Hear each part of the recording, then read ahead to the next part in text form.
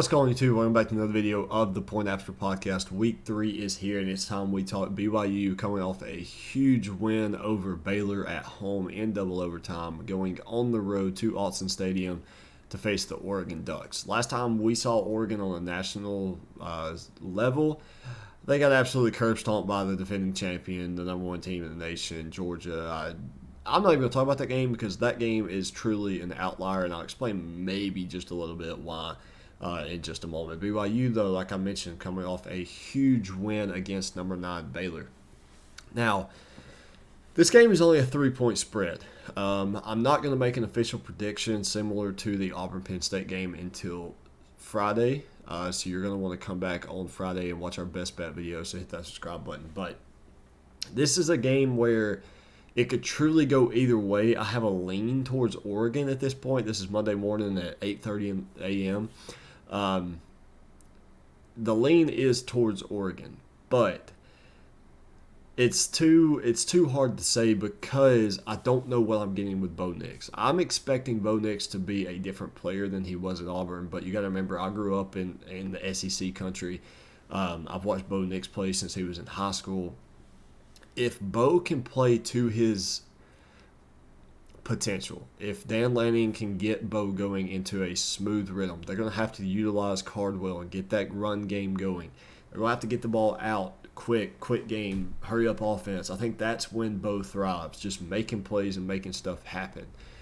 On the flip side of that, I wasn't very impressed with Jaren Hall and BYU's offense on Saturday. I think Jaren Hall went like 28 for 38, somewhere along there. And they threw the ball well at times, but they weren't really that well defensively. Oregon's defense is playing with a chip on their shoulder now because of how they performed against Georgia. Oregon, the advantage here defensively is to Oregon's defense. BYU, they played with a huge chip on their shoulder. I'm scared to say they emptied the tank against Baylor. I wasn't impressed with Baylor. I wasn't impressed with Blake Shapen. Now, Baylor is a good team. Baylor's got to go on the road to Oklahoma State, I think, in a few weeks. That's going to be another game I'm going to talk about. But I feel like BYU emptied the tank, truly. They gave that game everything they had. It's revenge season. I've mentioned that a couple times. Auburn-Penn State's a revenge game. Tennessee at Pitt last week was another revenge game. Alabama, Texas A&M coming up on October 8th, another revenge game. BYU gave Baylor everything they had for 4 quarters and some. If BYU doesn't recover, if Oregon can make this a 4-quarter game, just keep it close in the 4th quarter, which I think is going to happen, I think Oregon can pull away late. Another big key factor to me is turnovers. You're just going to have to take care of the ball. Jaren Hall's got 3 touchdowns, 1 interception so far. That 1 interception came against South Florida in week number 1. Bo Nix has 2 interceptions. Both of those came against Georgia in week number 2. Now, the difference between week 1 and week 2 is Bo Nix was atrocious, and then Bo Nix goes 28 for 33 with 5 touchdowns, 270-something yards through the air.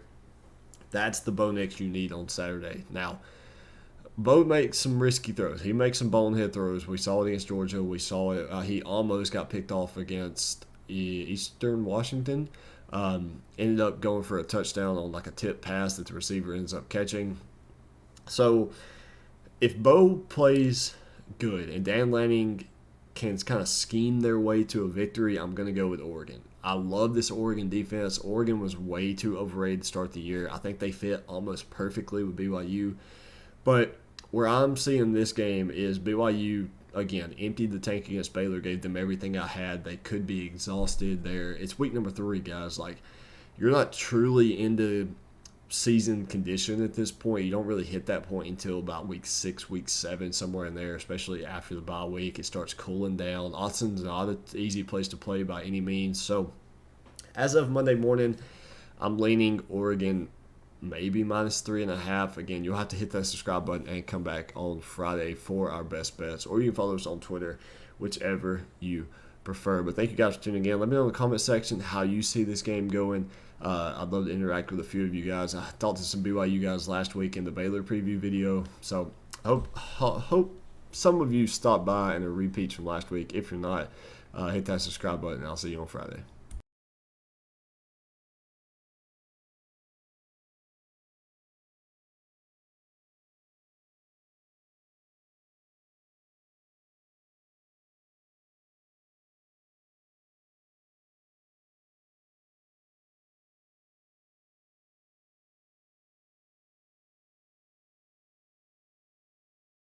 What's going on, YouTube? Welcome back to another video of the Point After Podcast. Week 3 is here, and it's time we talk Texas Tech versus NC State, playing on the road in Raleigh, North Carolina.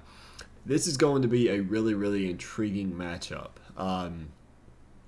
It's a game where NC State has to win, and I say they have to win in a sense that basically, if they want any chance of making the college football playoff, a loss to Texas Tech is not going to help their resume at all. Now, Texas Tech is not a bad team. I'm not saying anything to discredit Texas Tech. I'm saying that there's all the pressure in the world on NC State. They almost buckled under the pressure on the road against ECU in week number 1, and that pissed off Devin Leary. He goes for 6 touchdowns, 4 through the air, 2 on the ground last week against, I can't say who they play. College of Charleston. I don't even remember who it was, but he threw 6 touchdowns. I got him on my fantasy team, so it was great. But nonetheless, when Texas Tech comes to town this week, Donovan Smith is a player who he's elusive, but I wasn't impressed in their performance against Houston. I think they threw the ball 58 times, something like that. He threw 3 touchdowns, 3 interceptions, 2 touchdowns. Ran the ball 20 times. Donovan Smith is going to have a game in order for Texas Tech to win it. Unfortunately, I just don't see him being the better quarterback than Devin Leary. They had a very, very slow start against ECU. Leary threw 1 interception and almost another one that would have cost them a game. It's just with the pressure that's on NC State. You got to remember they go to Clemson in 2 weeks. They're not overlooking this game, but they understand the importance of this game, because if they lose this, essentially all you're playing for is an ACC championship at that point. So, but if you win this and then you go on the road to Clemson and you win that one, then you're setting yourself up for the college football playoff. And there's a big difference between just being ACC champion and being in the college football playoff. Ask Pittsburgh from last year. They know all about it. Now, looking at the two teams, they're pretty much even in terms of points per game. Texas Tech is putting up 48. They dropped 33 in week number 2 against Houston in a double overtime win. NC State put up 38, where they put up, I believe it was 55 on Saturday against whatever team they played. Only allowing 11.5. Texas Tech allowing 20. I think they gave up about 10 to Murray State in week number 1. Yardage, they're putting up yards all across the board.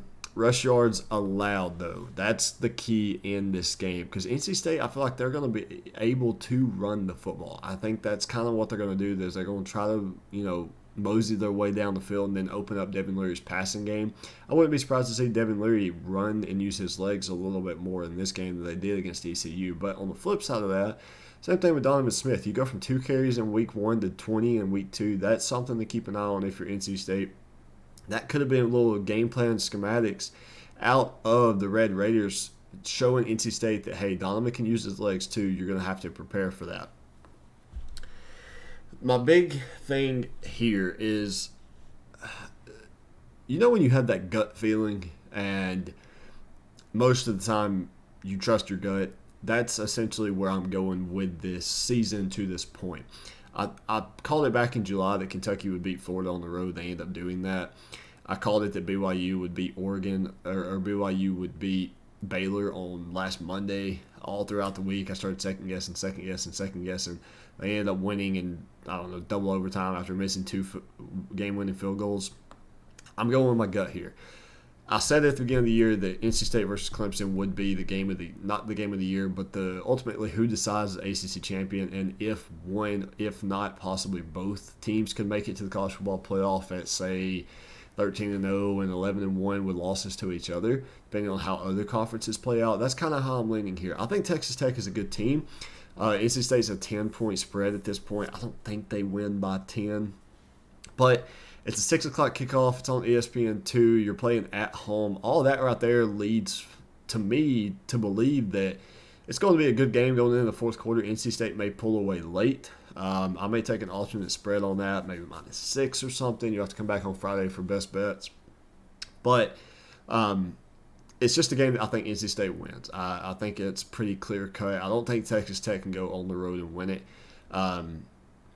Texas Tech is again, not a bad team. I just don't think they're at NC State's level. The level of defense I saw NC State play against ECU is unbelievable. NC State's offense sucked. No other way around it. They sucked against ECU. NC State's defense kept them in that game. NC State should have won that one by at least 2 scores. Ended up winning by a point because of the NC State defense. NC State defense is the difference maker in this game. I wasn't impressed with Texas Tech against Houston. Give me NC State, I'll say -6, maybe somewhere in there. But again, just hit that subscribe button. Come back on Friday for Week 2 Best Bets. You're not going to want to miss that. We are firing, to say the least. We had a hell of a day yesterday on Week 1 for NFL Sunday. So, but that's pretty much all I got. Let me know in the comment section what you guys think and how this game is going to go in your guys' opinion. Thank you for stopping by, and I hope I see you again on Friday with official predictions.